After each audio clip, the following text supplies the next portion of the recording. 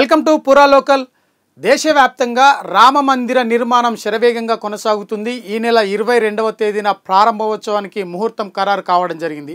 భక్తులందరూ కూడా తమకు నచ్చిన రీతిలో దేవుడికి తమ ఫలాలను అందించేందుకు ముందుకు వస్తున్నారు. తాజాగా హైదరాబాద్ నుండి భారీ లడ్డును మరి రామాలయానికి పంపించిన విషయం అందరికీ తెలిసిందే. అంతేకాకుండా హైదరాబాదులో సుధా కార్స్ కూడా రామ మందిరాన్ని ఏర్పాటు చేసి హైదరాబాదు చుట్టుపక్కల ఉన్న భక్తులందరూ కూడా కనువిందు చేసేందుకు మరి ఆయన ఒక ప్రయత్నం చేయడం జరిగింది. ఇక సిరిసిల్ల విషయానికి వస్తే, సిరిసిల్ల నుండి హరిప్రసాద్ అనే చేనేత కార్మికుడు ఒక వినూత్న కార్యక్రమాన్ని చేపట్టడం జరిగింది. బంగారంతో ఒక చీరను నేసి ఆ బంగారంతో నేసిన ఆ చీరను రామ మందిరానికి గిఫ్ట్గా ఇచ్చేందుకు కసరత్తు చేయడం జరిగింది. దానికి సంబంధించి కూడా ఎంపీ మరి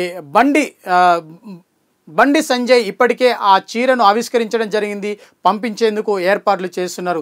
గతంలో భద్రాచలం శ్రీరామమూర్తికి కూడా ఇటువంటి విధానంనే అనుసరించడం జరిగింది.